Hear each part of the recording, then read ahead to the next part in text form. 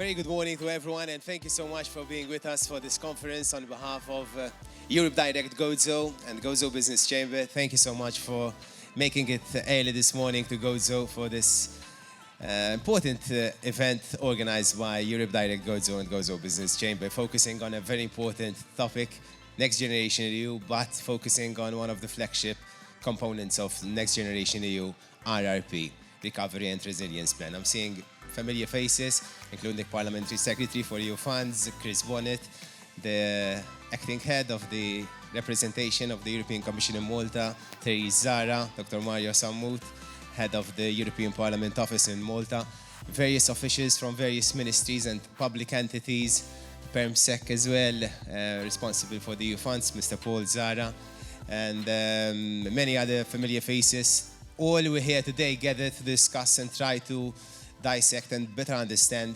why RRP is important for us as a new member state, for Europe, to make Europe, Malta and Gozo and our societies greener, digital and more resilient. So Malta has allocated around 316 million, but beyond the EU funds and the allocation, there is more to it. And that's why we're here today, to try and better understand why these funds do matter and what we're going to do to make the most out of these funds. So without much further ado, I would like to invite our first speaker, the president of the Gozo Business Chamber, CEO of the Gozo Business Chamber. Please join me in welcoming Mr. Daniel Borch.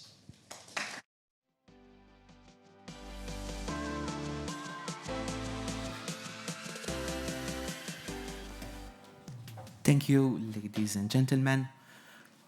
When we were deciding on the main activity that we were going to organize this year in relation to Europe Day, many subjects came to our mind.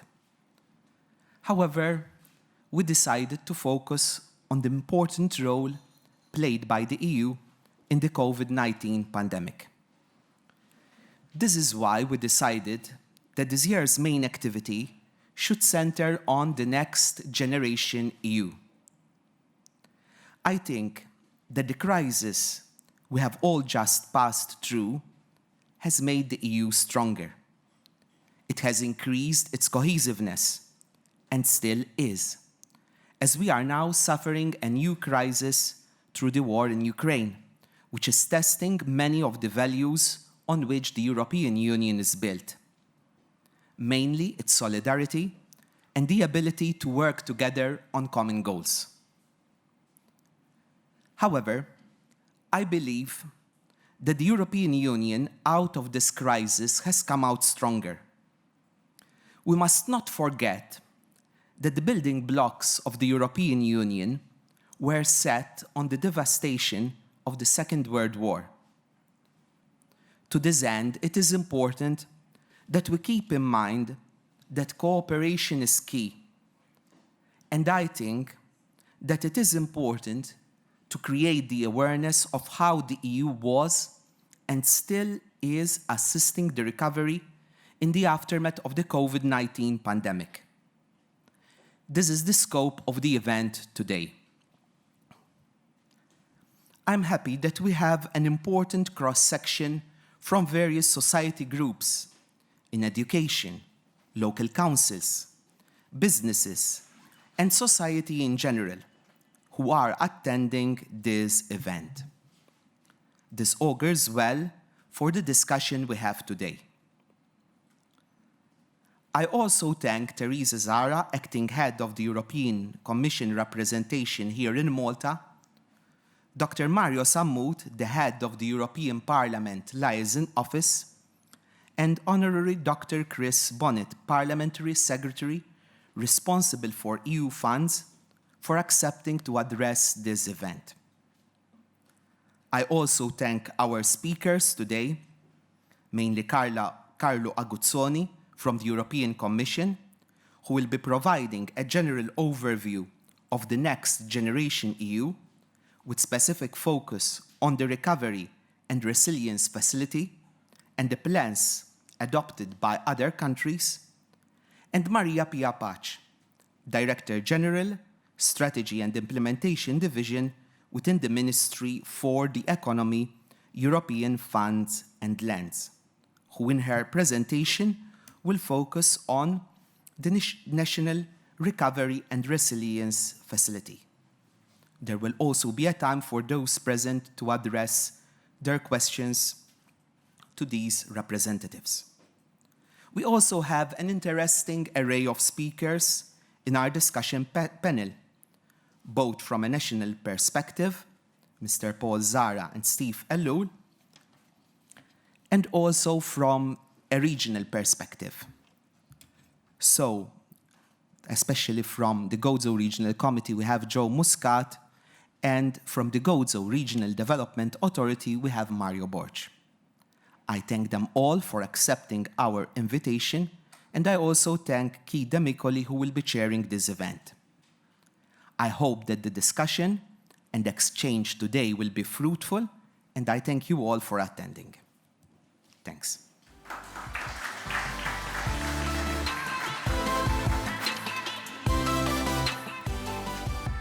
Thank you so much, Mr. Borch, for your introductory remarks, setting the tone for the rest of the next 2 hours or so. I'd like to invite now, he already mentioned the support given by the European Commission Representation Office in Malta, the acting head of this office, Mr. Zara.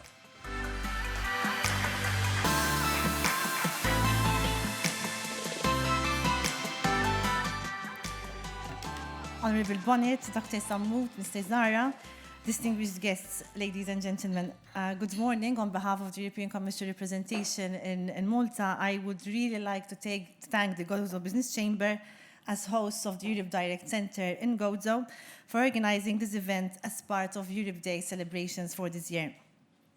The topic chosen for today, the Next Generation EU, couldn't have been a better suited topic to mark the significance of Europe Day, the significant day in Europe's history. On the 9th of May 1950, as European nations were struggling to pick up the pieces and rebuild from the devastation brought by the Second World War, Europe's founding father, Robert Schuman, delivered a historic speech, a speech which we quote very often when we're marking Europe Day. Today, I will use a different quote from the one which we usually use. In that speech, Robert Schuman said that world peace cannot be safeguarded without making of creative efforts proportionate to the dangers which threaten it. The European governments have risen up to that challenge and together successfully took unprecedented action towards peaceful, united and a prosperous Europe. 70 years later, that resolute and powerful European spirit in the face of adversity is shining through once again. The COVID-19 pandemic brought the biggest health crisis in a century and the deepest economic crisis in decades. We saw the EU rising to the challenge of the most trying time since its inception. We saw it once again delivering on Robert Schuman's words, creating creative efforts proportionate to the dangers that it faced. The Commission has had a broad and a multifaceted response to the pandemic. It has provided a vaccine strategy which ensured that 80% of European Union adults were fully vaccinated. The Commission's SURE instrument, from which Malta benefited to the tune of 420 million euros, helped many Europeans keep their jobs during the crisis. The Commission has also enabled member states by providing targeted support to companies by adopting over 680 million state aid decisions since the start of the pandemic. A significant part of the EU's response to the crisis is, in fact, the Next Generation EU. This is not merely an unprecedented recovery plan for Europe. The EU sees it as a tool to transform our economies and societies. It is a once-in-a-lifetime opportunity for Europe to emerge stronger from the crisis and create opportunities and jobs for greener, more digital, and a fairer Europe we want to live in. The Next Generation EU, with the Recovery and Resilience Facility at its core, coupled with the EU's long-term budget, is the largest stimulus package financed in Europe. Since the start of the pandemic, the Union's green, digital, and social ambitions have increased, and with it, the action taken by the European Commission in various sectors. To mention just a few, in July 2021, the European Commission tabled its first set of Fit for 55 proposals, followed in September by the proposal on a governance framework to help fulfill the 2030 Digital Decade targets. Followed by that, the Porto Summit, just at this time last year, has reaffirmed the commitment to implement the European Pillar of Social Rights, welcoming the headline targets on jobs, skills, and poverty reduction. The ERRF, in its total, with more than 1,000 measures as proposed by the different resilient plans drawn up by member states, will play a central role in delivering on the Commission's and the Union's ambitious political priorities. Besides the many measures to strengthen social and institutional resilience, about 40% of the total allocations of the adopted plans support climate objectives, and another 26% support digital transformation. In just 1 year since its inception, the RRF is considered to be fully on track. Most national plans are now in place, implementation of the foreseen measures is underway, and financing is also starting to flow. To date, the Commission has disbursed more than 98.5 billion euros under these facilities, and Malta has also received its pre-financing totaling 41 million euros. In the discussions that will follow this morning, you will no doubt hear many tangible examples on positive changes that the RRF is foreseen to bring about in our day-to-day lives for us Europeans to enjoy a stronger and better European Union. The challenges, however, that Europe faces today have augmented as well with the war in Russia, with the Russian war of aggression against Ukraine. We now have a war on European soil. And to top that, topping the pandemic, which is not yet over, the matters get more complicated. The Commission will soon present a detailed REPowerEU plan to make Europe independent from fossil fuels, including Russian supplies by 2017.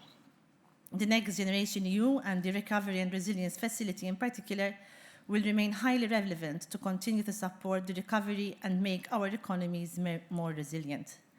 As the RRF implementation takes ground unfolds, Europe will remain guided by the determination of its founding fathers and by the European spirit of standing together and resolute to overcome adversity.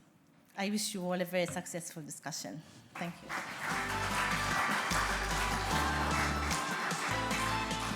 Thank you so much, Mr. Izar, Acting Head of the EC Representation in Malta, for outlining and briefly outlining what the RRP all about, the implementation phase, where we stand, and what's in it for Malta. So I'd like to invite now Dr. Mario Sammuth, the Head of the European Parliament Office in Malta.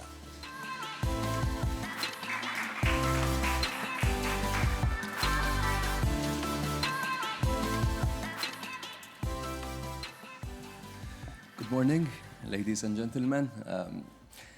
It's really a pleasure to be back here this year. Last year, I was here too, and it was actually my first physical event since I took over the office, and it was fantastic to meet people again in person. And the year has gone by. I was saying with Michael before that I myself met the late Marlene last year, who I would like to salute here to call her memory. And last year, we were discussing what's going to happen afterwards when this pandemic will finally be over. And it was a very hard time. It was a time of uncertainty. Since then, we've got the vaccine, and we also have this recovery fund. The recovery package enabled the European Union to go on during these hard times. I would also mention, beyond the recovery package, the wage supplements. I mean, Malta, we kept hearing about these wage supplements. A lot of that came from the European Union. I think it is important to highlight how the Union has helped everybody during these hard times. Because very often we, as European Union, I represent the European Parliament here, have a problem in getting across what we do, what the Union does for citizens. And the benefits of this recovery package have been enormous, and they will continue to be felt. However, I think it is also important at this stage that these funds do reach where they need to reach. Because at EU level, very often, you have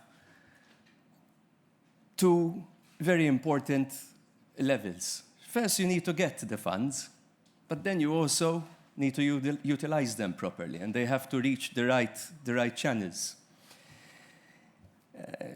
I would give a very practical example. When in Brussels, I had the occasion to work very closely with Roberto Gualtieri, who right now he's the mayor of Rome. But when this was being negotiated, he was the Minister for Economy for Italy.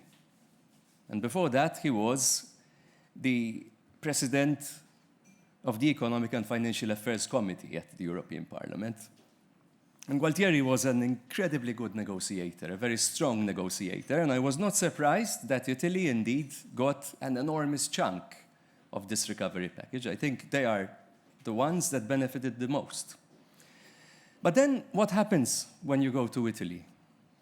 A lot of these funds eventually don't get tapped, don't reach where they should be because of an extremely bureaucratic system. Okay, it is not easy to apply for EU funds. I mean, we were discussing this with the parliamentary secretary before. The European system itself is not the easiest, but then Italy has also a very bureaucratic national and local system. And very often, therefore, these funds, unfortunately, lose their way and do not reach public. And therefore, I think I would address my friends from the EDICS here. You have to play a very important role, even in guiding people towards reaching these funds. And that is something which you are probably the best placed. You and the ministry, we try to help also as much as we can, but we have to make sure that these funds really get where they need to be. And they are very important. I mean, one thing which I always like to mention is the Just Transition Fund. Why do we need Just Transition funds? Because if you go from coal to green in overnight, you burn your economy, you burn a company. So you need to do things gradually. And very often these Just Transition funds do make sure that change is gradual, change occurs with the right pace.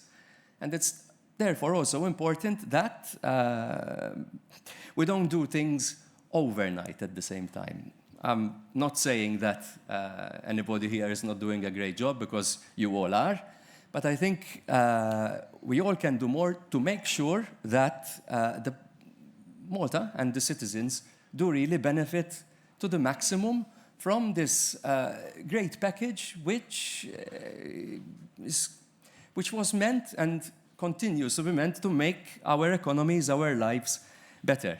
So that would be my main message today, a rather concrete one. I mean, we could also talk about the significance of Europe Day. I would say that very gradually, at a time when we are living, again, a very uncertain time because of war, in Europe Day, we can celebrate at least peace between us. It would be way better if we could celebrate peace in the whole European continent. But unfortunately, we are seeing that peace can never be taken for granted. I think many of us never imagined that this war was going to happen, but unfortunately, there it is. And, you know, we've been at peace for 70 years now, thankfully, here, but 70 years is not a really long time. And there was a huge devastation here in Malta and Gozo themselves. So it's, I think, important to appreciate every single day what we have. We take a lot of things for granted, including the European Union, but the Union has helped to ensure this ongoing long peace. And long may it continue. Let's continue working together. Let's continue to make friends also with our neighbors, with other member states, because that ensures not only prosperity, but also peace. And that remains the greatest achievement of the European Union. Thank you very much, and I wish you a good discussion today. Thanks.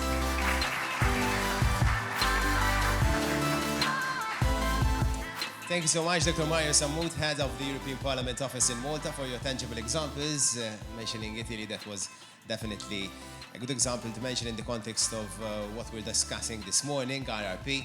And the next speaker is recently appointed to be responsible of the EU funds. And we're really interested in trying to better understand how does RRP fit into the broad government's vision to make Malta more sustainable, climate neutral, and strengthen the digital backbone of our country. So I'd like to invite now Parliamentary Secretary for EU Funds, Dr. Chris Bonnet.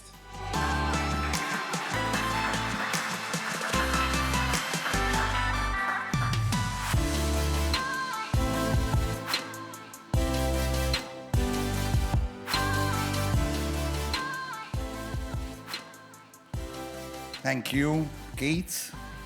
Good morning, everyone. It's indeed my distinct pleasure to be here this morning on this glorious day. I have to admit, it was great traveling from Malta to Gozo this morning. It's not always that way, but this morning was beautiful. I would like to thank Europe Direct Gozo and the Gozo Business Chamber for organizing this event. I had a speech prepared with all the niceties and technicalities of the RRP, but instead, I think I'm going to go in a bit of a different direction. Probably my colleagues will start saying, oh God, here we go. But it's been a month and a half now since I was entrusted by the Prime Minister to take over this portfolio. And I have to admit that my idea of EU funds was a bit, let's say, blurred, to say the least. As most people out there, my idea of EU funds was money we get from the foreigner to do our roads. And this is what most people out there think. Now, maybe we don't like what people think out there on how the EU operates, on how the EU assists our country. But we have to understand, I think we have to understand, we have a duty to understand as people who are working in this sphere, in this sector, that ultimately what we need to convey out there, what we need, our main target out there, is that the people, Maltese citizens, Gozitan citizens, European citizens, understand really what the European Union is doing for our country and for our people. And it is a very interesting concept if you think about it from a broad point of view. And the government is doing its best to take every opportunity that arises, every occasion that it has, to use, to implement ideas for itself, for its people, that get assistance, that are provided with assistance from the EU. And COVID-19 pandemic has taught us a lot of lessons. COVID-19 was a difficult period for all of us. The last 2 years, many of us lost loved ones. But COVID-19 was also an opportunity for all of us. Let's take, for example, businesses. This week, myself and Minister Silvios Kembri had a consultation meeting with the representatives of, let's say, those who provide employment and large and small businesses in Malta and Gozo. The Gozo Chamber was there.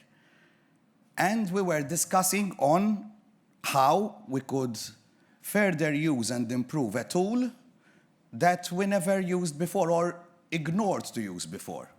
But the COVID-19 pandemic made us use, which is technology in its purest form. For most businesses, digitalization is the way forward. But most of us realized it because during the COVID-19 pandemic, we had to change the way we think. We had to change the way we operate, because otherwise most of us would have gone bust. For my parents at home and for all your relatives. Technology in the last 2 years was a way to keep in touch with each other. And this is something we should not take for granted. So when the RRP, when the Recovery and Resilience Plan showed up, the government made sure that we were going to use this opportunity, as I said before, to try and improve not only our businesses, but the way we live. And digitalization is that opportunity. In this consultation meeting, we were discussing on a set of grants, a package of grants that will be soon rolled out by the government, June, if I'm not mistaken, in which 35 million euros coming from the Recovery and Resilience Plan will be offered to our businesses in Malta in order to, part of it, to further digitalize their operations. And that is where the RRP is taking us. Digitalization and, of course, the transition into a green economy. The transition into a green economy is very, very important. As you know, before, the concept of environment was looked at as a waste of resources, as a waste of time in business. Now, we are actually seeing, as the Prime Minister said a few days ago, we are actually seeing the environment, the use of the environment, as a very, very useful business opportunity, as something that can make our businesses grow. And needless to say, it is the policy of the government that if businesses grow, there will be more work for the people and therefore a resilient economy. And this is something that we want to make a success out of. The Recovery and Resilience Plan is going to be the first ring in a chain of opportunities coming from the European Union on how we can improve our country in each sector, not just in the economy, but in health, in education, in tourism, and the environment. Just looking at the RRP on its own, the RRP, don't get me wrong, the RRP is a huge challenge. One of the first things I learned, and I have to thank Mr. Zara here, my permanent secretary, who has showed me immediately that the Recovery and Resilience Plan works completely different, in a completely different manner to all the other funds. So forget your ERDF and CF and all that. The RRP works in a very particular way. And just this year, the government has to reach 38 milestones in order to be on point with that plan. I want to put everyone at ease. I mean, we are there.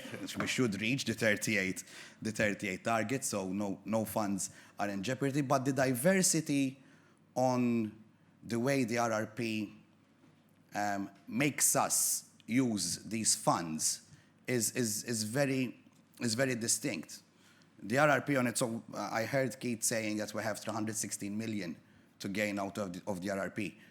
But what we have to keep in mind is those 216 million will provide the country with 17 different investments and 30 reforms. For the first time, we have EU funds that are intrinsically tied to the concept of reform. And the reforms are going to be wide-ranging. We're going to keep on improving in a very clear way our institutional setup in this country.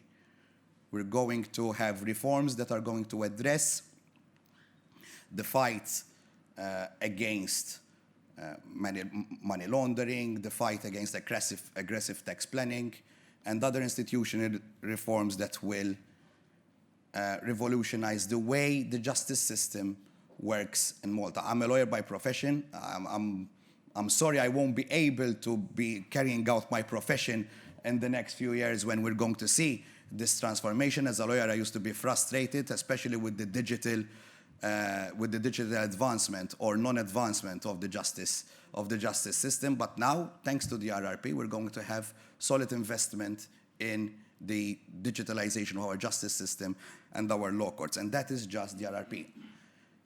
Then we can also look at Gozo. I mean, what did Gozo gain out of EU membership? What did Gozo gain out of EU funds?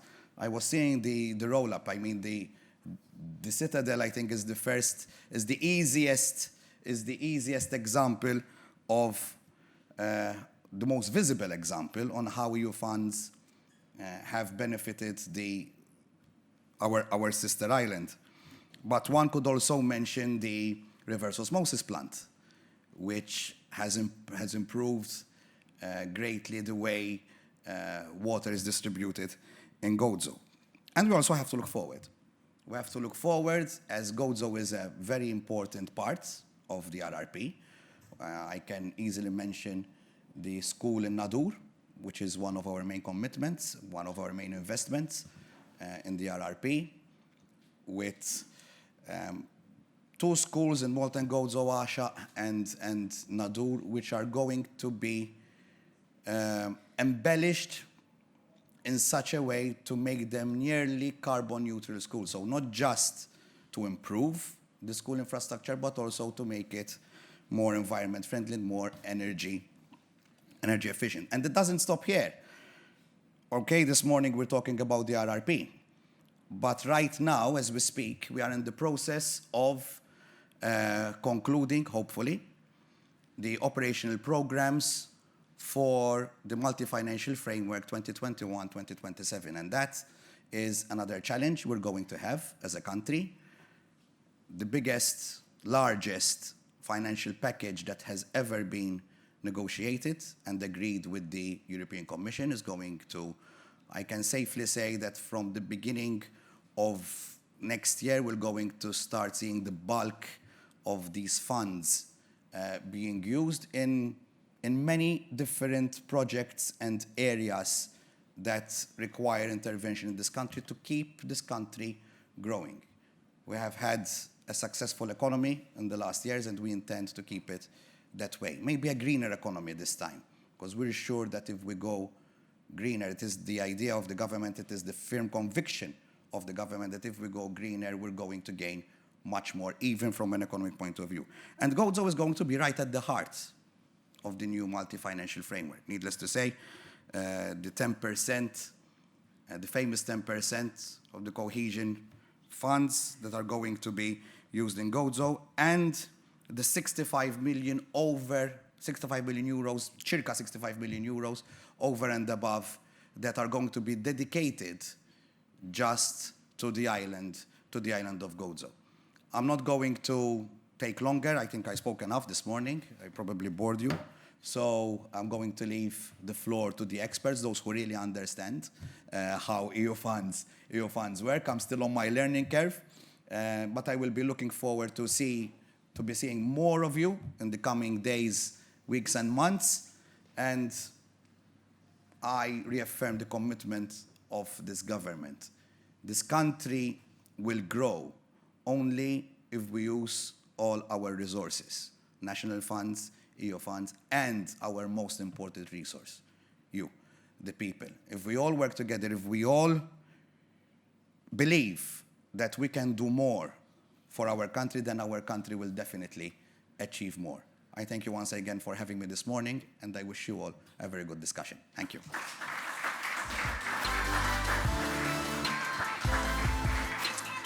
Thank you so much, Dr. Chris Bonnet, and may I allow me to tell you that was a pleasure listening to you, speaking off the cuff in an informal way and taking us through the journey of how you see it personally and what's your take on the EU funds, and also outlining that we have these 38 milestones. I'm seeing Alexia Zamit, our European semester officer, and she's been highlighting that these funds are particularly, as you mentioned, tied to particular milestones throughout the journey. So with that, to focus mostly on what's this facility all about mainly, we do have a policy officer from the European Commission joining us directly from the European Commission. He's part of the Recovery and Resilience Task Force. We're really delighted to have with us Mr. Luca Aguzzoni. Very good morning to you, Mr. Aguzzoni, and thank you for being with us this morning.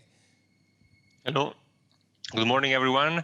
It's a pleasure to be virtually with you, and I hope I'll have the chance to visit Malta perhaps during the next years.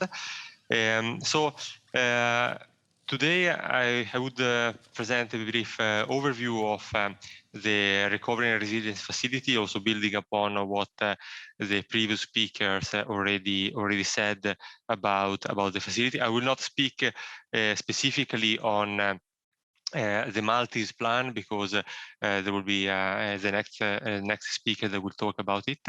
But I will just provide an overview of to highlight some of the main features of this facility. That, as was said, it brings some innovation as compared to other funds that related to the European Union. So, as it was said, the Recovery and Resilience Facility is part of the Next Generation EU, and in general, it is part of this wide response put together by all the institutions of the European Union in after the outbreak of the COVID crisis. However, it should be highlighted that the Recovery and Resilience Facility is a special instrument, in the sense that, as compared to the other instruments that had, let's say, a very specific focus, the Recovery and Resilience Facility was really designed with a broad focus, and especially with the aim not only to recover from the crisis related to COVID, so the lockdowns and all the disruption, but really to take that as an opportunity to relaunch the European economy. So one thing that I would like to highlight, perhaps is not clear to all people, is, for example, the allocation key that was used to distribute funds among the different member states. And I think this is important to understand also the nature of this facility. So 70% of the funds were indeed distributed in relation to the population of the countries, to the unemployment rate of the countries, and to the GDP per capita of the country, with the idea, especially looking at the unemployment rate and the GDP per capita, to allocate 70% of the money to those countries that were far from the European average of this value. So really 70% of this allocation key was acting as a sort of a redistribution tool to help those economies that are far away from European average values. And then there was another 30% that was allocated on the basis of the loss of GDP in 2020, 2021. So this component is more related to the loss that the economies experienced due to the COVID crisis. Then other important features to highlight are the grants and loan components of the RRF. Most of all the countries took up the grants, of course. There are still 200 billion of loans that have not been distributed. Malta is among the countries that did not yet apply for loans. So there are still resources available from the facility that may become also useful for facing the new challenges that emerged also in relation to the Russian invasion in Ukraine and to the related energy crisis. And also important to highlight is also the element that was just highlighted in the speech before mine, is this element of joining together reforms and investments. So asking countries not only to put forward investment proposal, but to join those with reforms. And so even if reforms do not carry a cost, there is the idea that reform are really necessary to unlock our economies and to overcome certain barriers. And so by joining reforms together with investments and by rewarding countries when they will have achieved the milestone that they have associated to reforms, there is really sort of an incentive mechanism to put in place a win-win game to help countries in delivering on these reforms. And also other elements to highlight is that the Recovery and Resilience Facility is based on a regulation that provides a set of guidelines on what the member states had to provide as a reform of investment. So some of these guidelines were related to the country-specific recommendations. So these are recommendations that the European Commission is normally doing to member states during what is called the semester exercise. That has been put on hold during the COVID crisis, but has been now resumed. And also there's also objectives that were part of the Recovery Resilience Facility. So the 37% of expenditure that had to go to green investment and minimum 20% of expenditure that needed to go to digital related expenditure. Then in terms of implementation, there are also some key features that needs to be highlighted. So this is really a performance-based type of instrument in which member states will get funds once they will have achieved the milestone and targets that have been set. So these really put in place the incentives to do as much as possible to achieve those targets. And I echo what was said before, that now we are into the implementation stage, and really these should be the focus of all the efforts now. And also one important feature to highlight is the specificities of milestone and targets. So sometimes we often hear the question like, how are we sure that these funds will reach the objectives that we have in the plans? And really in the plans we put a lot of effort to have really tangible and specific targets.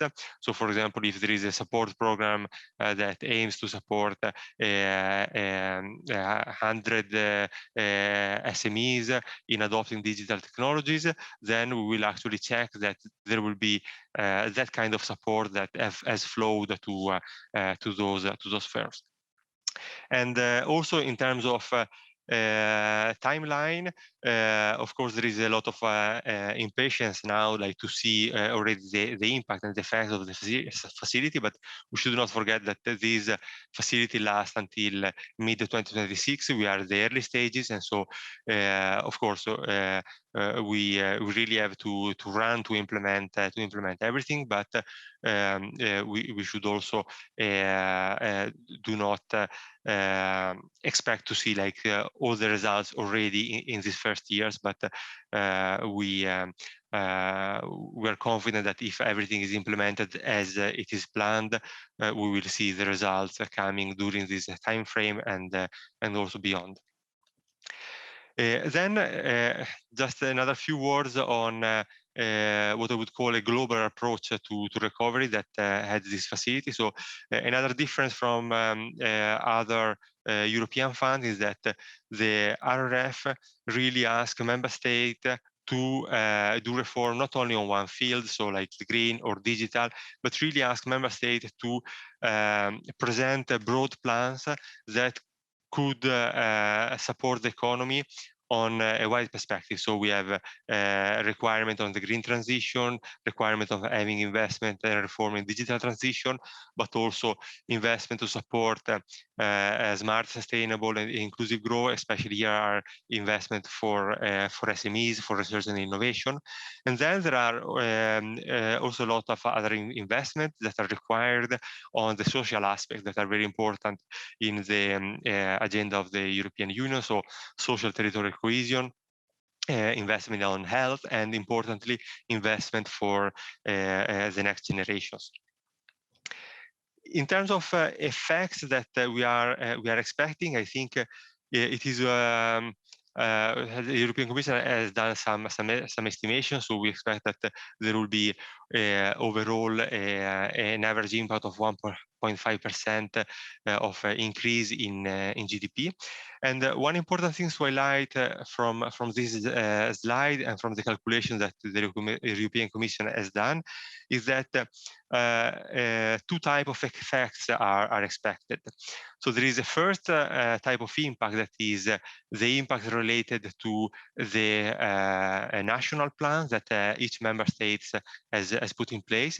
But then there is a secondary impact that for some countries can be quite relevant, that is due to the spillover effect generated by having this common stimulus across all the 27 European member states. And so here we really see, for example, even if we take a country like your country, Malta, we see that a significant part of the expected growth in GDP is expected not only for its own plan, but also for the spillover effects that will come from the stimulus that other countries are doing. So here we really appreciate what is the impact of having a joint effort and a joint strategy to recovery and to relaunch our economy, in which not only a country is benefiting from the resources that it is receiving, but is also benefiting from what the other countries are doing and from this joint effort. So especially today, that is Europe Day in Malta, we should not forget about the benefit of doing things together. Just a brief overview of where we stand now in terms of implementation. So as I was saying before, most of the plans have been approved during 2021. There are still some countries that have not had their plan approved, like Poland and Hungary. With the Netherlands, there are still discussion and a plan has not been officially presented. But really, we are starting to be in the phase of implementation. So although Malta has not yet presented a payment request, we have already received 8 payment requests, so 2 from Spain and 1 from several other countries. And the Commission, beyond already doing 21 pre-financing disbursement, the Commission has already started to do payments to countries that have successfully met the milestone target. So this to show that really we are leaving behind us the phase in which we are just theoretically thinking about these plans, but we have really entered the implementation phase in which we are checking the achievement of milestone targets when member states are coming with their payment request, and significant payments have already been made beyond the pre-financing that was granted to countries. And then, not to scare anyone, but we have a lot of work ahead. So I said that the timeline is 2026 for implementing this facility. We are at mid 2022, so we are expecting to analyze by now about 1,000 of milestone targets, but overall, by the end of this program, we will have assessed an overall amount of really 5,000 milestone targets. So this is the work ahead that we have, but this will mean that in 2026, when all these objectives will be achieved, that really tangible effects and impacts will be produced in our economies. Now I will just quickly present a brief overview on some content of the plans. So starting from the green transition, we said that there was a target of 37% of expenditure devoted to green transition. Looking at the plans that have been approved, and here the statistics are related to the mostly to the 22 plans that were adopted in 2021, plus the plan of Sweden. And here we see really for green transition there was an overshooting of the target, where we have 40% of the investment that are related to climate objective, and if we also put together investment that also benefited the environmental objective, we reach an expenditure of 44%. Across all these plans approved, sustainable mobility was one of the areas in which we see most of the investment, followed by renovation and energy efficiencies, and by investment on clean power. And I would like to highlight this investment because these will all be investments that are going to be really crucial also for the new challenges that we are going to face because of the energy crisis that started last year and was exacerbated with the Russian invasion in Ukraine. So one question that we hear is like what Europe is doing for overcoming this crisis, and we should not forget that already in the RRF we have sizable investment that go into this direction to really help our economies to do away with fossil fuels and have energy resilience and independence. And also to highlight are the cross-border projects. So again, the benefit of doing things together with other countries. So we see several member states that go together and are proposing a common investment on hydrogen, on batteries, and also for rail connection across countries. Going to the digital transition, also for this target, we see that this target has been overshooted with 26% of the expenditure allocated to digital transition. In terms of investment, we see that investment on digitalization of public administration took the largest part. So public administration across Europe took this opportunity to get new equipment, but also to train public officials, and also to move services to the cloud, or to make services more accessible to citizens, or to simplify some of their procedures, or also to support businesses that have to deal with public administration. At the same time, like significant part of the digital expenditure will go to digitalization of businesses, and in particular we see a lot of these investments that specifically target SMEs as their beneficiaries. And also in digital, we see a lot of cross-border projects, like investment in microelectronics, cloud, 5G corridors, and high-capacity submarine cables. And also these will be crucial to achieve independence and resilience also in the digital sector. And at the same time, investment in digital transition has also been joined by key reform, especially for the modernization of the public administration. So reforms that are really aiming to empowering the public administration and do things in a more efficient and digital way. Then importantly, also the social dimension. Member states were asked to include reforms and investment in these areas, and member states responded with significant reforms and investment in these areas. To highlight are the investment and reforms for education and skills, and really we see investment and reforms on all grades of education, so starting from early childhood care to university education, and member states really put forward comprehensive measure to support and to revamp the education system, also bringing digital education elements, but not only. Then other important aspects are related to labor market and jobs.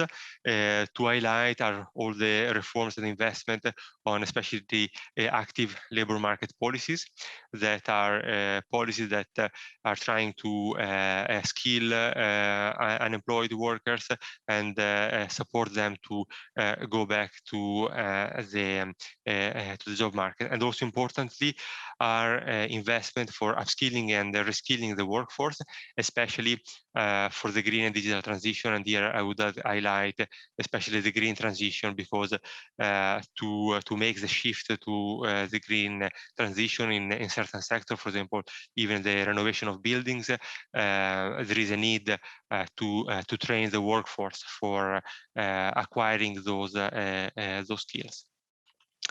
Then another few words on the SME dimension that I think could also be very much relevant for Malta.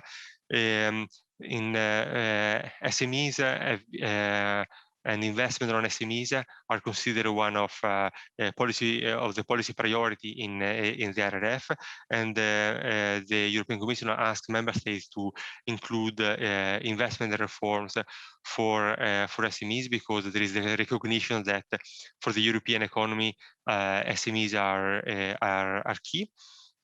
And in many countries, we see reforms, especially in the area of simplification of the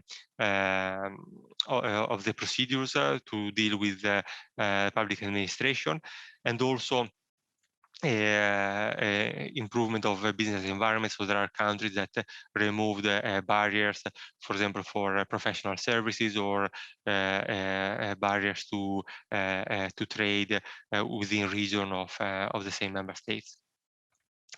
And then I would like to conclude by saying a few words looking forward to the implementation.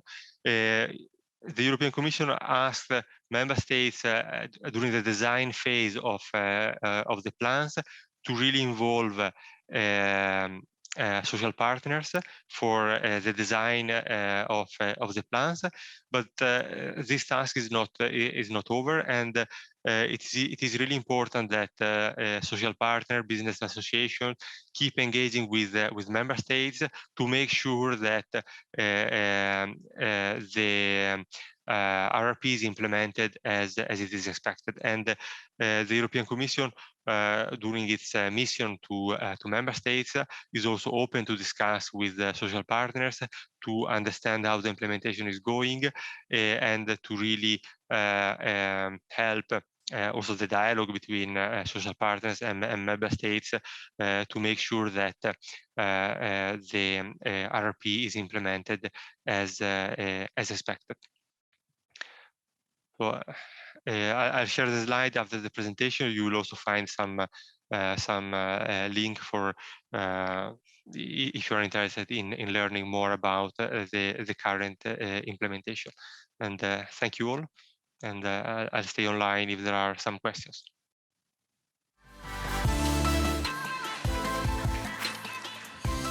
Thank you so much, Mr. Luca Gozzoni, for that very insightful and interesting presentation, giving us a broader understanding of RRP in general. You highlighted earlier in your speech that you're not going to dwell on the Maltese RRP. We do have our next speaker focusing precisely on RRP, so please join me welcoming Maria Pach, DG from Strategic Implementation within the Ministry for Economy and European Funds. So please, Maria.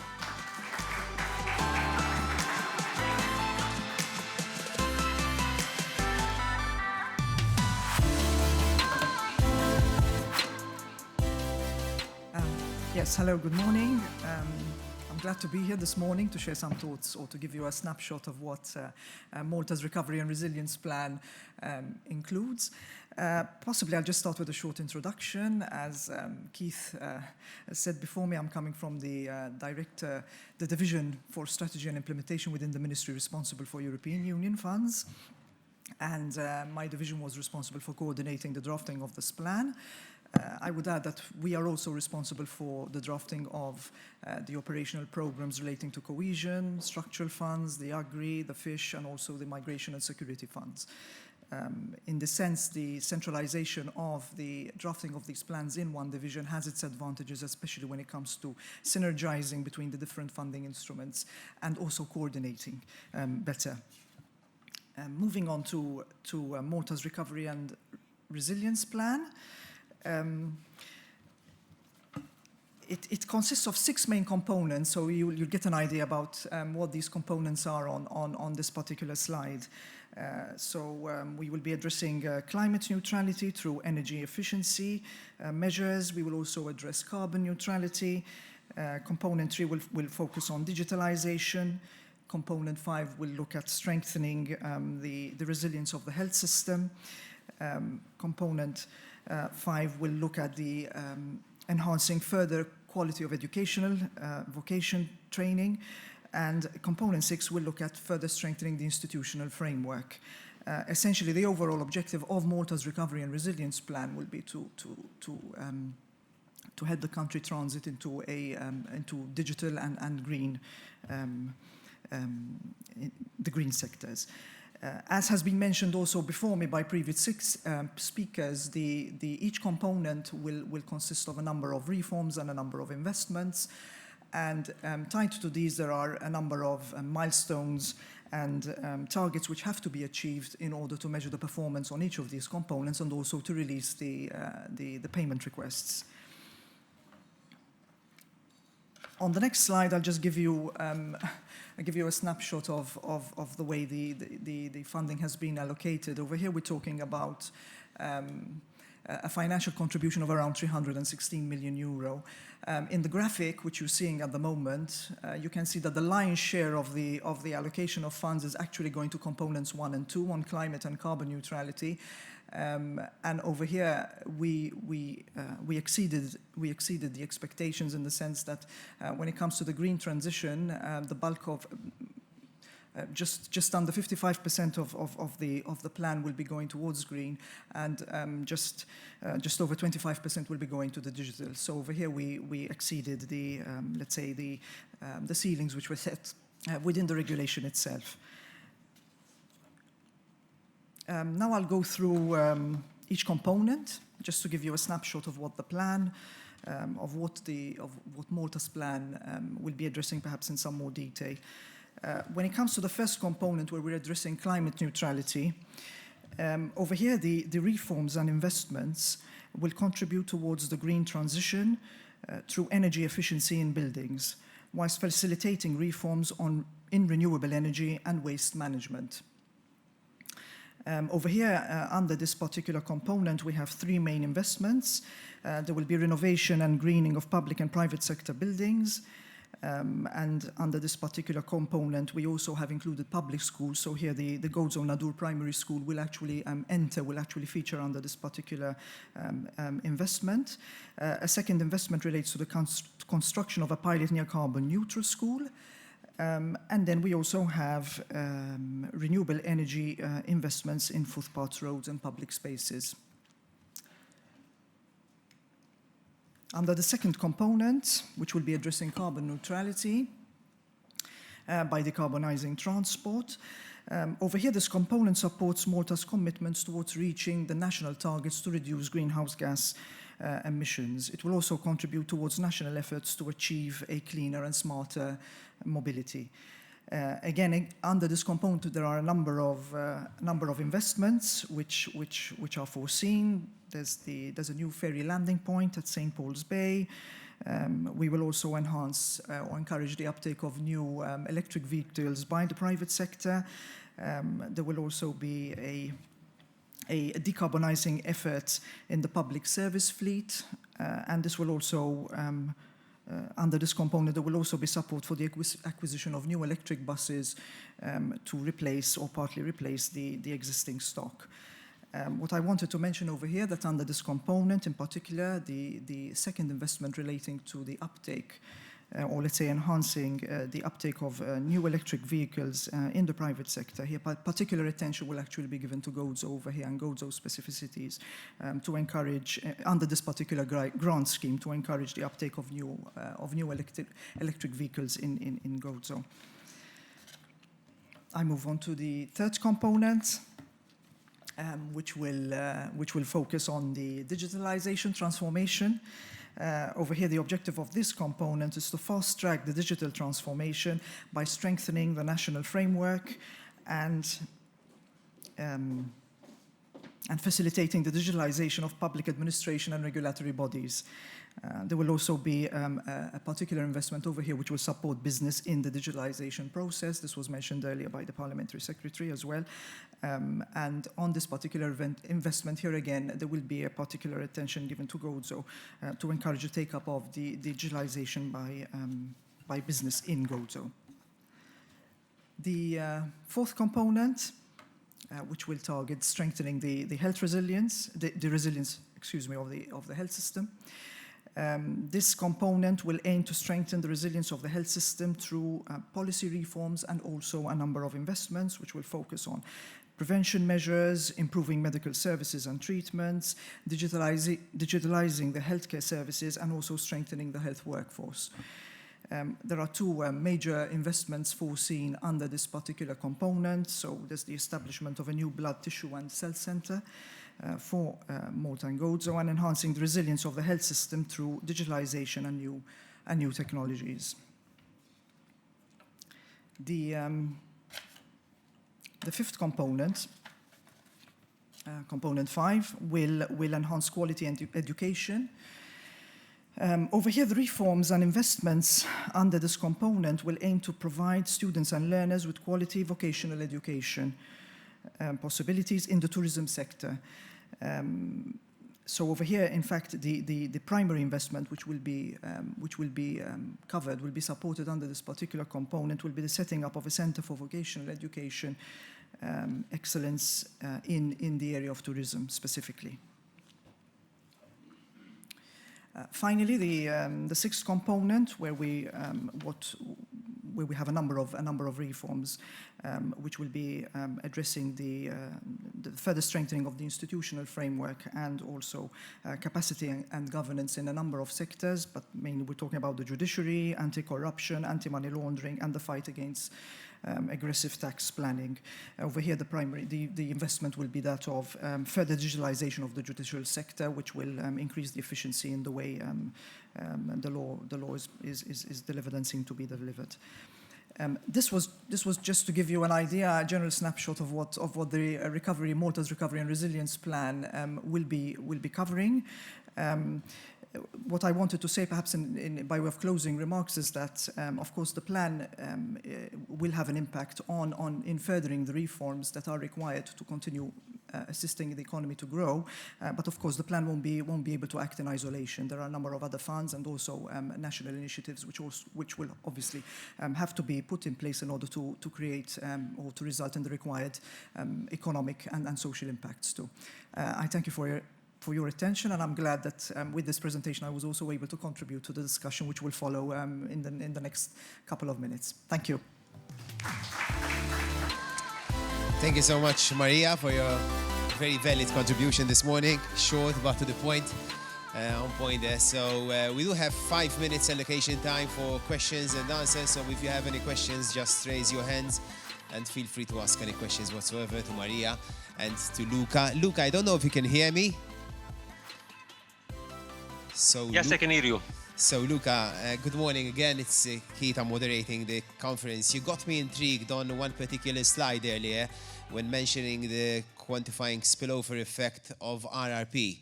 And if not mistaken, Malta's right in the middle of that table, if not mistaken. But possibly I noticed that the spillover from other RIPs is possibly higher than the rest of the EU member states. I don't know if that's correct, and possibly you can give us the actual percentages contribution to the GDP growth.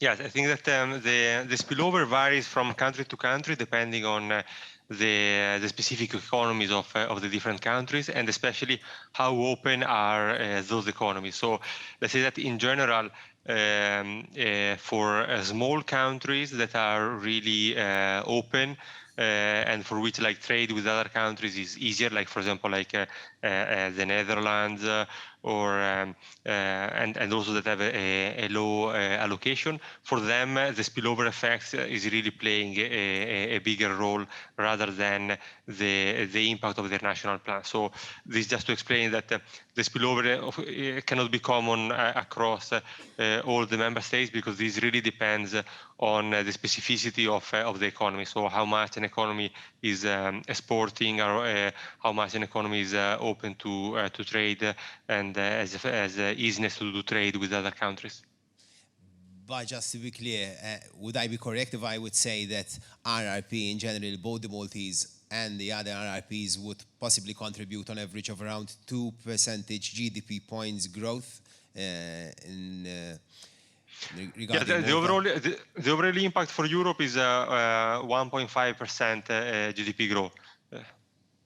Okay, and that's possibly 50-50, if I got it right. 50% from the national RRP and 50% from the spillover. Yeah, so like 60% from the own stimulus, and let's say like 40% from the spillover effect. Although a caveat is that these estimations were done end of 2021, and so these of course got a bit outdated now, and will probably have to be redone also on the face of the new challenges that are ahead. But so the magnitude may change, so I would not put the focus too much on the magnitude now, but more on this impact that is both the impact of the national plan and the spillover impact that will come from this joint stimulus. Fantastic, thank you so much. Luca, I don't know if you have any more questions to Luca or to Maria. If not, we can proceed with the next part. We have a panel discussion. So I'd like to invite Mr. Paul Zara, Permanent Secretary and Ministry for the Economy, European Funds and Lands. Mr. Joe Muscat, Vice Chairperson of the Gozo Regional Committee. Take a seat, Mr. Zara. Feel free. Mr. Mario Borch, CEO of the Gozo Regional Development Authority. And Steve Ellul, Policy Advisor. So, Mr. Zara, I'll start straight away with you, if I may. Just taking us back a bit prior to reaching an agreement with the European Commission and all the other European institutions on the actual RRP. What was the main goal of the Maltese government in its negotiations? What it tried to achieve? What was the overarching goal? First of all, thank you for the opportunity for being here today to discuss the hard work that was carried out over the past couple of years in preparing for the RRP. And I want to thank the people who have contributed towards the achievement of the successful conclusion of Malta's plan, including people from the business community who are also here with us today. The ultimate objective of the RRP was to have a plan which is balanced and impactful. In the final analysis, that's what we wanted. A balanced plan and one which is impactful. Of course, there were many parameters. The RRP is a plan that is formulated within a wider regulatory framework. So our starting point was the reforms, the country-specific recommendations. Our second objective was the time window within which the RRP needed to be implemented. As the Parliamentary Secretary highlighted this morning, the rules of the game are very different from the MFF, the traditional cohesion funds, which member states, including Malta, are familiar with. So we had to come up with a plan that is tangible, with very concrete deliverables, not only with respect to investments, but also with respect to reforms. So it was not good and sufficient to say you're going to have a policy on R&D, a smart specialization strategy, for example. But it was also critical to say, from that strategy, which will be 3, 4 specific initiatives that will actually be implemented within the time window of the RRP, but within specific time parameters, Q1, 22, Q3, 24, wherever. So those were the parameters. In the final analysis, as I said, we wanted a balanced and fair plan. Balanced in the sense that it tried to address important parameters, as Pia highlighted, the environment, climate. Malta's RRP is one of the main plans that are really and truly very climate-oriented. This was also recognized by the President of the Commission, who was here in Malta last year. We invested a lot of money on climate, and as Pia highlighted today, 2 main focuses, not only on business, but also on transport. 2 main areas that we that live in this place know are main contributors toward climate degradation. But we also wanted to invest in the future with respect to the engines of growth, the economy, and hence digitalization, being inspired, of course, by the regulation, equally important by the role that both government and the private sector play in that regard. Another important objective which we tried to address, targets which we tried to address, that was that the impacts through the RRP were lasting. So it's not only of investing in something, but what's all the impact, lasting impact of these investments. So if we're talking about digitalization not as an end in itself, but a means to an end. Finally, we also wanted to look at the regional dimension. The formulation of the RRP came also at a time when we were doing consultation processes with respect to the MFF. And we also wanted to have a regional dimension with respect to Gozo in the RRP, as we do in most other MFF initiatives, which also the Parliamentary Secretary highlighted. So we tried to identify opportunities within the RRP where Gozo could feature specifically, not only with respect to investments, we mentioned this morning the investment in the school in Nadur, but also when it came to, for example, schemes for the business community. So there are specific additional incentives, we call them in technical jargon aid intensities, a higher aid intensity for businesses in Gozo, when we compare them to businesses in Malta, who decide to digitalize and take advantage of grants. So there are higher aid intensity, higher support for businesses in Gozo. We also have that in transport, for example, and I conclude with this. Schemes under the RRP, because now we are in the implementation stage, and the scheme was launched earlier this year with respect to decarbonization of transport in the business community. And you see that in the scheme, which was launched by Transport Malta earlier this year, there was a positive discrimination in favor of investments in Gozo, a top-up if the investment is being carried out in Gozo. So broad objectives within the parameters. In the final analysis, I think we managed to end up with a fairly good package. Thank you so much, Mr. Zara, for your remarks and unknowingly giving me the cue to the next question regarding decarbonizing transport and achieving the ultimate goal, one of the flagship goals of this current European Commission, European Green Deal, climate neutrality. Do you think, Steve, that the RRP plan does reach the objectives outlined in the RRP, reach this goal to make Malta more decarbonized, especially in the transport systems? Okay, from this perspective, the RRP is committing around about 100 million euros exclusively for the decarbonization of the transportation system, which is obviously a very big chunk in terms of investment commitment. The numbers, however, are staggering even on the other side. The element of commitment that we need as a country, as a nation, not just the public sector, but predominantly, I would say, the private sector, in terms of ensuring that our transition is effective, particularly to transportation. transportation as a standalone provides up to 21% of greenhouse gas emissions in Malta. As a sector, transportation is the largest emitter of greenhouse gases across the entire economy. It's even higher, the actual emissions emanating from transport, it's even higher than the generation of electricity itself. Okay? So this gives some kind of perspective on the dimension of the challenge that we have ahead of us. And I presume this is the main rationale or the main raison d'etre for the commitment of such an important commitment in terms of funds from the EUROPE.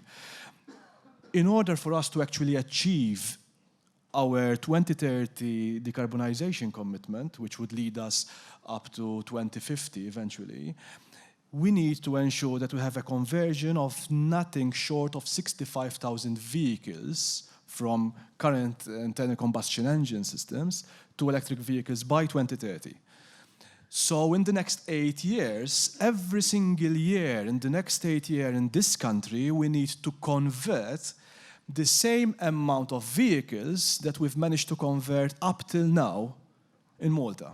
So at this moment in time, as we speak, we have roughly 8,500 electric vehicles all over the island. Every single year, for the next 8 years, we need to convert this number on an annual basis. If we don't do that, we won't reduce 742,000 tons of CO2 emissions that are required every single year to achieve our decarbonization targets. So yes, the commitment in terms of financial assistance is important, and I think it reflects the importance, the challenge that we have ahead of us in terms of the transportation and the electrification of transport. Now, what I appreciate from the plan, I think this was mentioned by Paul and also by Maria before, is the way it is structured. Even in the transportation side, the fact that there is a commitment of investment not just particularly for the public sector, but also commitment in terms of grants for the private sector. I think that is very critical. And this ties in my opinion, with the importance of ensuring that businesses, Maltese businesses, and Gosden businesses, of course, are adequately supported with effective incentives in order to provide effective and real, tangible support, even practical support for the conversion of electric vehicles. We've seen a lot of support coming through the residential and the household part. We've started seeing this year an element of support in terms of conversion of electric vehicles for the industry. In my opinion, we need to push more on the commercial side. And this, in my opinion, should tie into not just the actual conversion of cars, of electric vehicles, but it should also support electrical infrastructure.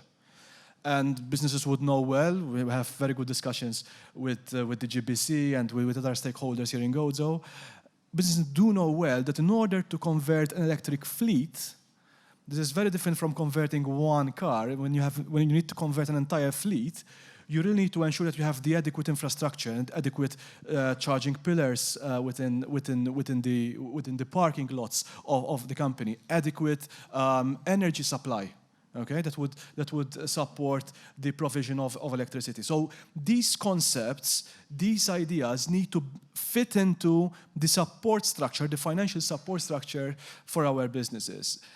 And of course, the double insularity element of Gozo is of course an issue, even in this aspect. So I take comfort from the fact that the government has been very, very clear about this commitment of upping and topping up support. We've done that in Malta Enterprise last year with this modern sustainability scheme, which ties in conceptually to the concept of the ERP. And in fact, we're topping up not just the grants, but also the tax incentives for Godston companies if they do the same projects as Maltese companies. I think that's very important. And that's something which is now ingrained in the policy structure, not just of the ERP, but across the board, I would say, in other government incentives. Thank you so much, Steve. We're going to touch again decarbonization and transport in a bit, but I'd like to touch on digitalization because IRP focuses the two main goals is making our societies more greener, more sustainable, more climate neutral, and of course more digital. And I know this is one of the main pillars also of the Gozo regional strategy. And of course, it fits perfectly within the vision of the RRP because it is indeed one of the main pillars. My question to you, Mario, as president of the Gozo Regional Development is possibly how does this RRP fits in this strategy in achieving, in continuing this digital transformation, and how do you see Gozo continuing this transformation going forward? Thank you. The regional development strategy should be published in the coming weeks or months. And after a period of public consultation and tenor working, we are basing the strategy on a number of principles, and two of them is that the measures proposed need to be implementable, because it's useless having big dreams if they are not achievable. And the second, there's a second principle, which I think is very important, is that the measures need to be internally consistent, so that one measure does not contradict each other. So that's like a short introduction of the regional development strategy that should be published in June or July of this year.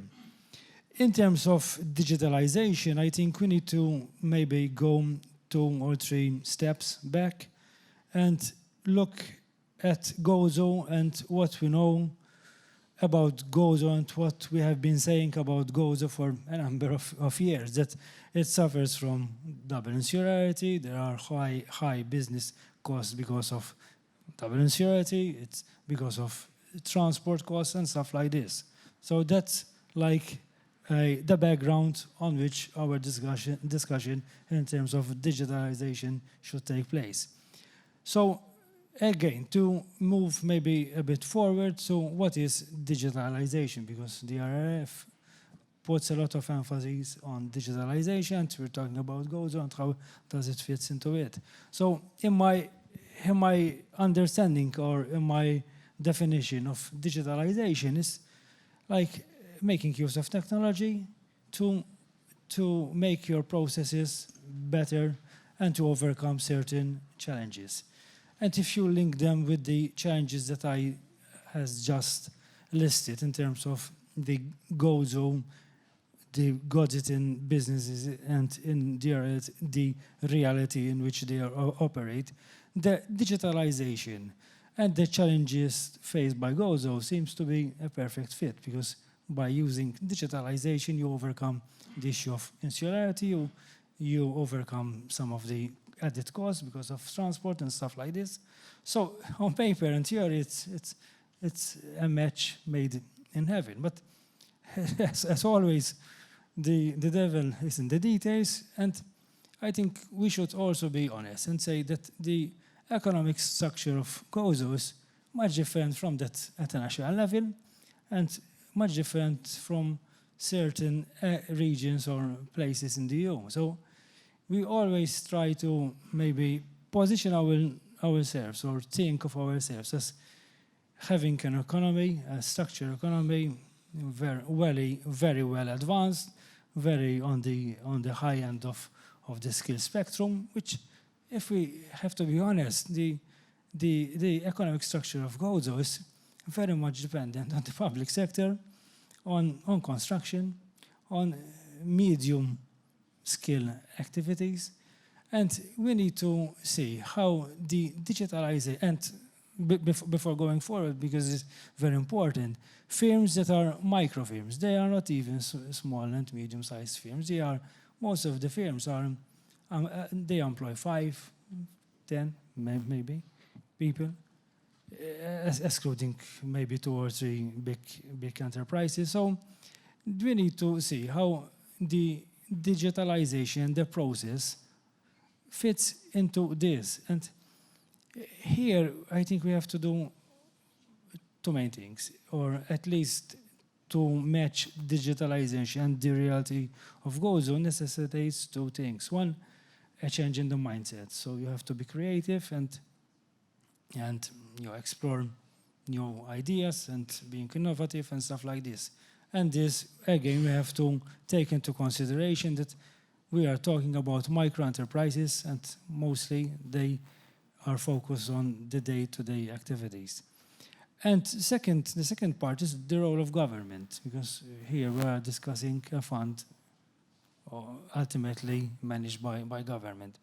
And government needs to improve its services through digitalization, and I think this being done quite well.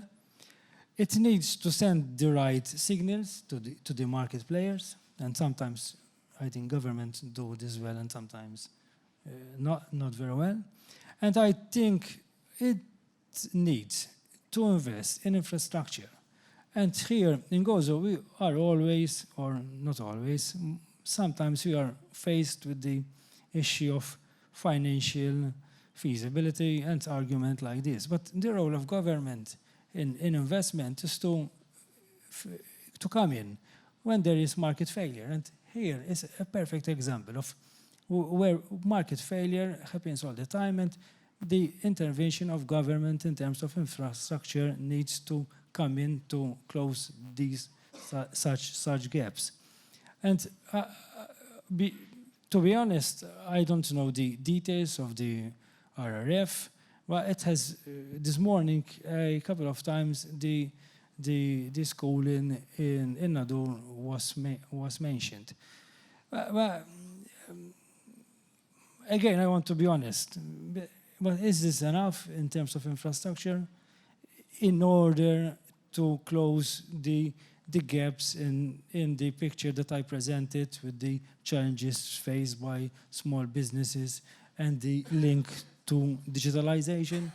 It's a question, because I have, personally, I always have much more questions than I have answers. But that's good. That's good. That's one of the answers. Make discussions more interesting. And honestly, your contribution was very interesting. It came across as very genuine and honest, and I'd like to thank you for that. And it brings me on to Joe Muscat, because I know his thoughts, he's very outspoken as well. And may I remind Mr. Borch as well that RRP, as Mr. Zar and the earlier previous speakers mentioned, it's completely different to the other funds. 30 reforms, 17 investments, and Luca Gozzoni earlier on said we need to achieve some 5,000 milestones and targets in the next 5 years. That was music to my ears, but it was, this is a mammoth task, isn't it? Because we need to reach 5,000 milestones and targets. But anyhow, I'd like to ask Joe Muscat regarding your honest evaluation. Does RRP address the challenges, peculiarities of the two flagship sectors that RRP is trying to achieve? So, environment, sustainability, and digitalization. Does RRP address these, the national RRP address these challenges and peculiarities regionally in Gozo? Thank you, Keith. Thank you, Europe Direct and Gozo Business Chamber, for inviting the Gozo Regional Committee. Gozo Regional Committee is basically the umbrella organization sitting on the MCSD and gathering constituted bodies from Gozo, the Gozo Business Chamber, the Gozo Tourism Association, the unions in Gozo, the students, the Korea, as well as the local councils. So we are 10 entities under the Gozo Regional Committee with a seat at MCSD. Yes, I believe that the RRP for Malta does cover the Gozitan needs. And I give a bit of background that Mario already mentioned, in the sense that the Gozitan economy is mostly reliant on the tourism sector, construction, and even the public service jobs. And both at Gozo Tourism Association as well as Gozo Regional Committee, we always discussed the idea that Gozo's economy should be diversified. We cannot lay all our eggs in one economic basket, which was the tourism sector. The past 2 years of the COVID-19 pandemic taught us a lesson. Basically, tourism in a window of 5 weeks in Gozo was non-existent. It stopped. both locally and from the foreigners. So in 5 weeks between April and May of 2020, we did not receive one single visitor to the island of Gozo. So we never thought that tourism is going to face something like this. So literally, basing our economy on one sector, like tourism, it's not healthy for the economy. So we have to move forward into creating niches that dovetail perfectly with the mission of Gozo, being a small island with so many natural beauties and characteristics. Way back in September 2020, the current Prime Minister, Dr. Abela, addressing a cabinet meeting here on Gozo at the Innovation Hub, laid out a vision for Gozo for 2030. And he said Gozo's mission should be to enhance the national economic growth, but through two important pillars, digitalization and the green economy. So looking at the RRP for Malta and Gozo and seeing components that are basically targeting these two elements, yes, of course, at regional dimension, it is getting to that. Furthermore, there are other components that Gozo stands to benefit. Right now, basically all the businesses, not only in tourism, but all businesses in Gozo are facing the problem of shortage of employees. So even the RRP is looking into the reskill and upskilling in our education, and especially in the vocational institutions. ITS in particular in Malta was mentioned, but here we have also campus of ITS in Gozo. We have the campus of MCAST. So yes, through the components, the reforms, and the investments that are listed in our RRP, I think that regionally we stand to gain, definitely. Thank you so much, Mr. Joe Muscat. Mr. Zara, going back to the negotiations with the European Commission and other EU institutions to achieve this, to agree on the national RRP, what were the main challenges? And now that the RRP, we're in the implementation phase, what are the challenges ahead of us? Thank you for the question. It builds to some of the comments our colleagues made earlier, because as it happens in negotiations with third parties, and the EU is no exception, many a time Malta needs to communicate its position, its realities. We call it specificities. Every country has its specificities. For us, we need to communicate that we are small, we're an island, and we also have an island of our island. And that doesn't come natural. I salute the EU Commission services in Malta and in Brussels who were understanding and understood what we were talking about. But it doesn't come natural. And of course, coming to what Mario said, because it feeds into this notion. If we are to have some form of impact through the RRP in Gozo, should we also invest in Gozo? So we decided to have some schools where we retrofit the schools and try to make them near carbon neutral.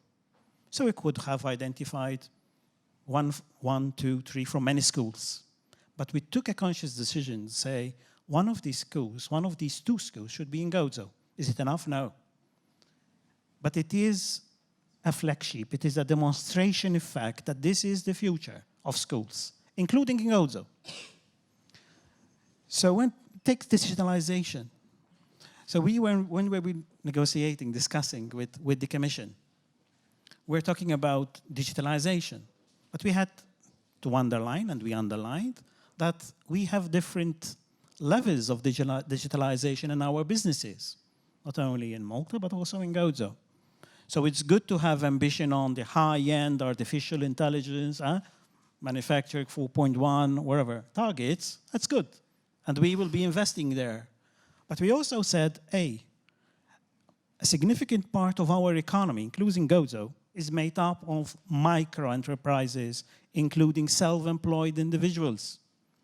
And for them to have a future, they also need to invest in digitalization.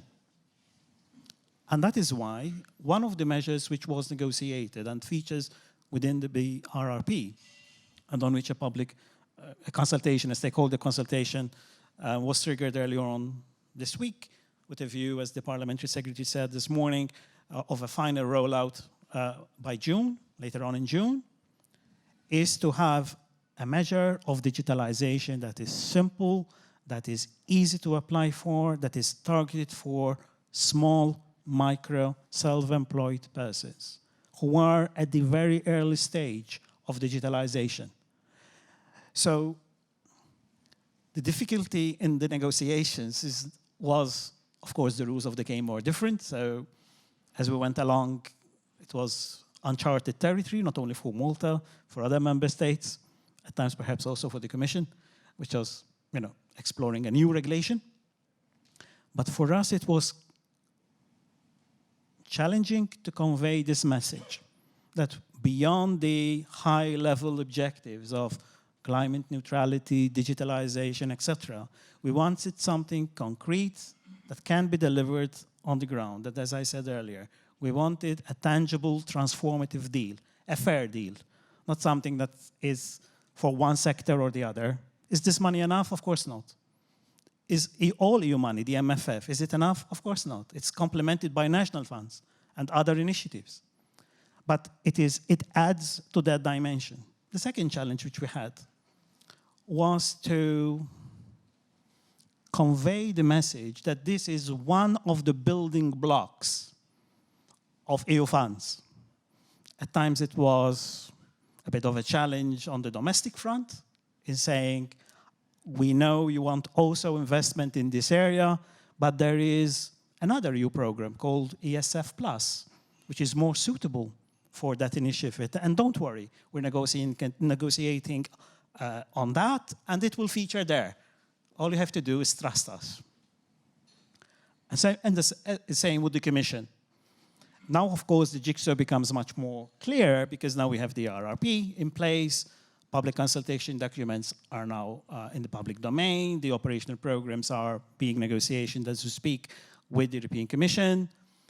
And therefore, the jigsaw becomes much more clearer. So what was clearer to us, I keep on telling my people we are great technocrats. What was clear for us might not have been so clear to others, be they in Malta or in the Commission. So we had to address that challenge. Of course, another challenge at the technical level was, as I said earlier, in the RRP, the deliverables are, we call them milestones and targets. We are very specific. You need to invest, you need to contract 2.5 million in digitalization by Q2 2022. You either do it or don't. You need to implement this particular reform by Q3 2021. You do it, you don't. So we had to create and agree and negotiate a balanced mix of milestones and targets in different periods of time during the time window of the RRP, which made sense, which could be implemented in Malta, be they investments and reforms, because of course reforms take time, takes ownership, takes change, and also which made sense also with respect to the financial envelopes attached to the different milestones and targets. Today we hear that the advance payment of 41 million came last year. Later on this year, by June, Malta will be making a claim for the first tranche of EU money under the RRP, so the advance payment came. Now we are in the first tranche, where we have to explain and convince the Commission that we have fulfilled 17 milestones and targets that were earmarked to be delivered by the end of 2021. We are, of course, now, I see no problem there, so I'm not worried with that. But now, of course, we are in the working on the second installment with respect to the different milestones and targets for the end of this year, to which there is an envelope of 82 million. And of course, we need also to act on the milestones and targets of 2023, 24, 25, because some of the initiatives take time to implement. Bottom line in all this, I think there were times during the negotiations, even here in Malta, where some member states had submitted their plan, and people were saying, "Oh, but when is Malta going to submit its plan? Are we late? How are we going to be doing this?" We felt we could only submit a plan with which we could relate, a plan which would be a blueprint, not a blueprint in the sense of something which is cast in stone, you can't change it, but something which could guide us in some of the deep-rooted reforms in different fields which we wanted to do as a country, and therefore we were using the RRP as a model, as a plan to guide us going there, but also investments in that area. In my earlier comment, I said we wanted a fair deal for the economy. The RRP, we estimated that its contribution to GDP in Malta during the period 22-25 would be of about 0.5% of GDP in our case. And looking forward to beyond 2025 so 2040, the impact would be 0.3% of GDP. Now, of course, one would need to look at the figures, as Luca said earlier, because of the impact on the war we have today.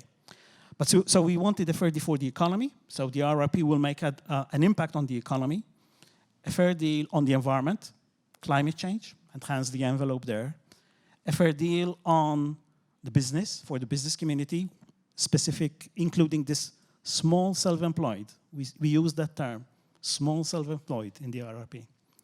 But also an impact on the people, which are impacted not only by the investments, training, education, ITS, wherever, but also by the wider environment. So the people in Gozo and the people in Malta. Thank you. Thank you so much, Mr. Zara. So going back to digitalization, Steve, that was very, very interesting, even telling us some insights about the negotiations. So thank you so much, even about the challenges ahead of us. So thank you for that, Mr. Zara. Steve, I'd like to ask you regarding digitalization, because mentioned also by Mr. Zara himself, it seems like with RRP, we're trying to strengthen the transformation of our public services, Mario mentioned earlier. We need public entities to be more efficient, more digital, and it seems like RRP, our national RRP, is trying to achieve that, even the regulatory bodies, and trying to encourage businesses, small self-employed, as Mr. Zara mentioned, to invest more in digital transformation. Do you think we're truly going to achieve this through RRP? No, I think the RRP is very much critical in this sense. It's something which is pretty much legacy. This idea that public service needs to really digitalize and really up the game in terms of digitalization. And this is something which has been a long time coming, if you ask me. It is very clear that at a certain point in time and certain specific bottlenecks that are created at public service are created because of the lack of digitalization in certain aspects. And the RRP is definitely fueling and providing and driving, in my opinion, this transformational change which would be implemented at public sector level. But undoubtedly, it will have a horizontal and direct ripple effect on our businesses. And every single sector, every single component of our industry will definitely be directly positively impacted by the fact that our public service is more efficient, it's more proactive. Even the front user and the client interface needs to really be upgraded, because this has a direct impact on the ability of businesses to deliver fast to their clients, to deliver more effectively to their clients. But more than that, I think the RRP, and I think Teresa mentioned this earlier on, more than anything else, gives a very clear signal to the private enterprise, to the economy at large, of where we want to go in the future.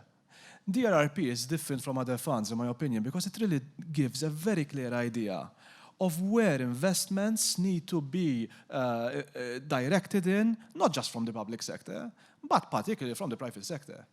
And this is happening not just in Malta, this is pretty much the reflection, the tangible reflection, in my opinion, of the Green New Deal.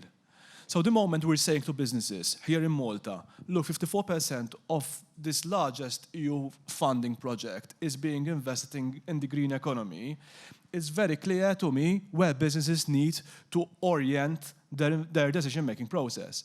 On top of that, if we're saying to businesses, on top of those 54%, we're committing another 25% in digitalization, it's blatantly clear where the future lies.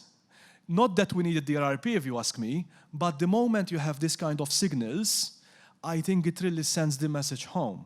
So what we have today, basically, is a situation where for the very first time, the European Union managed to borrow funds from capital markets in a commingled fashion, guaranteed by the European Union itself, and committing all those money exclusively to the green transition and to digital transition. To me, that's a great signal for our business community. It intertwines with the idea of having a clear vision for our economy.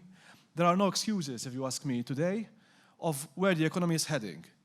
And the union, but also locally, we're putting the money where our mouth is, with the RRP, with the fact that digitalization is being targeted, specifically where the bottlenecks are. And we all know that the public sector needs to be digitalized because it doesn't just benefit the public sector itself, it has a direct impact on our businesses, it has a direct impact on our people. And I think that's very, very, very critical. More than that, I take note of the fact that apart from the RRP itself, this has been mentioned already, there are specific reforms that are taking place. And without being very specific, even specific decisions at government levels, you know, we've went through an election which has given the opportunity, in my opinion, to bring on some changes, even at public service level, at civil service level, are very much intertwined with this idea of ensuring a stronger digitalization to public service, which has a direct impact, again, as I said before, on businesses. But one last point, I have to mention this again. DRRP is not a standalone and shouldn't be seen, in my opinion, as the only source of funding for this green transition. There are national funds in this respect. There are significant budgets being committed to this.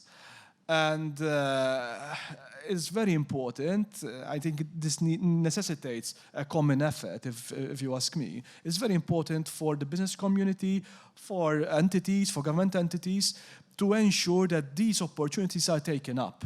Okay, because these opportunities are all intertwined with this ecological and digital transition of our business community.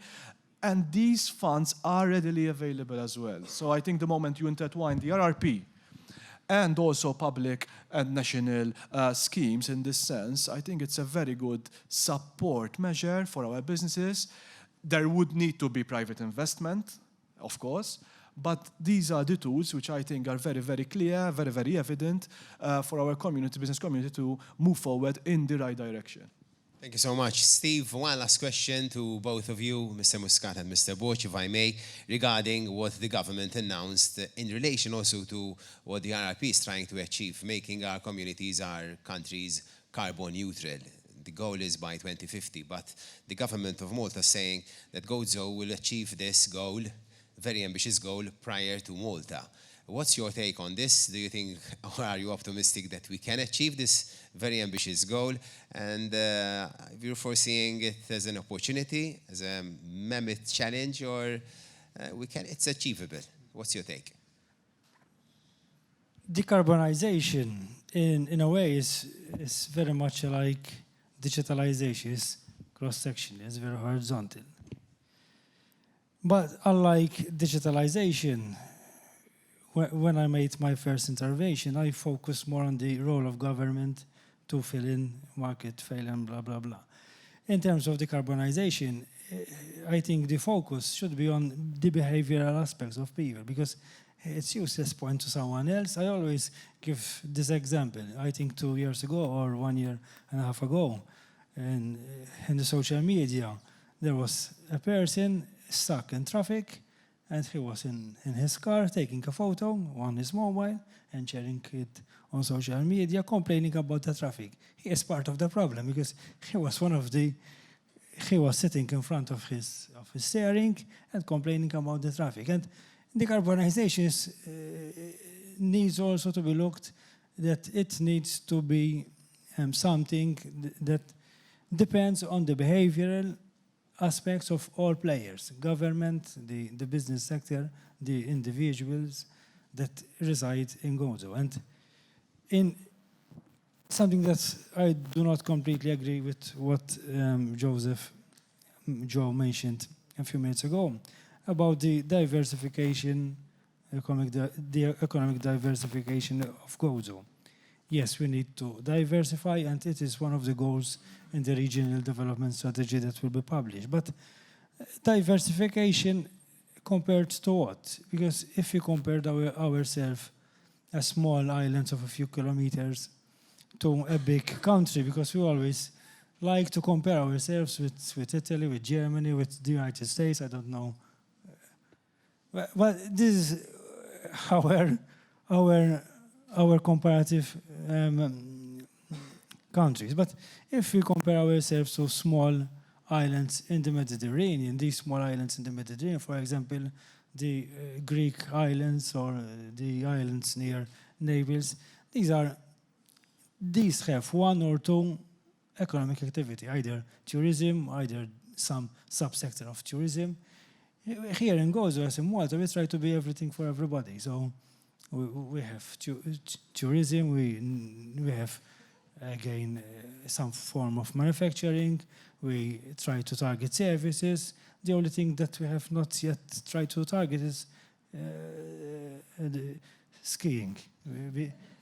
No, but Mario, if I may, so what you're saying is you don't agree to the notion that Gozo should have a diverse economic. No, I said we need to diverse, but I think everything should be put into context, because I think most of the problems that we are facing nowadays are also a result of the fact that we did not specialize in one particular sector. If for example, we, as a history or as in past decisions, we decided to specialize only in tourism.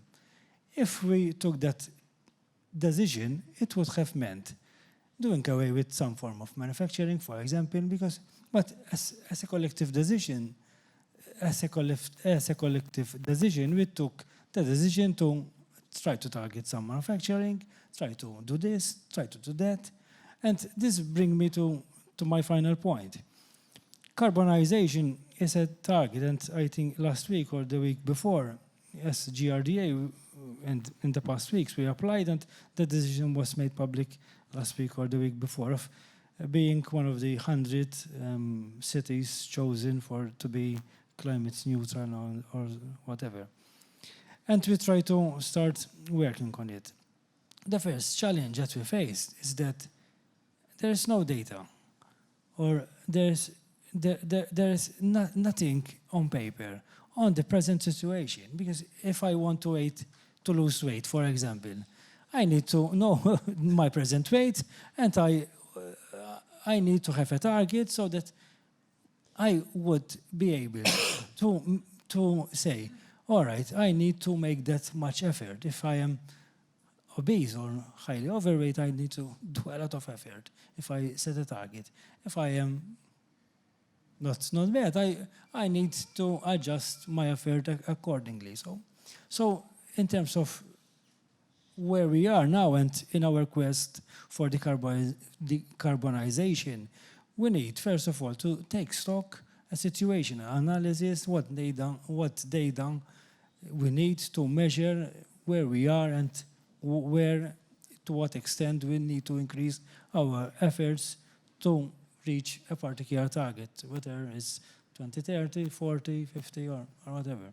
Thank you so much, Mr. Borch. So your last remarks, Mr. Muscat, what Mr. Borch just said is possibly and I fully agree with him and subscribe to the notion that we need a behavioral change when it comes to decarbonization. What it means really and truly to businesses, to ordinary citizens, changing their attitudes, changing their behavior, possibly using a bike or public transport instead of their own private vehicle.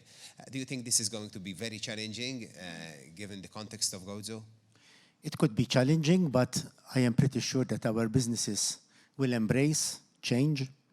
The RRP for Malta is an opportunity for our businesses. It is a wake-up call after the pandemic in order to, instead of saying, oh, how we're going to pity ourselves because of the devastating effects of the pandemic, we have this opportunity here.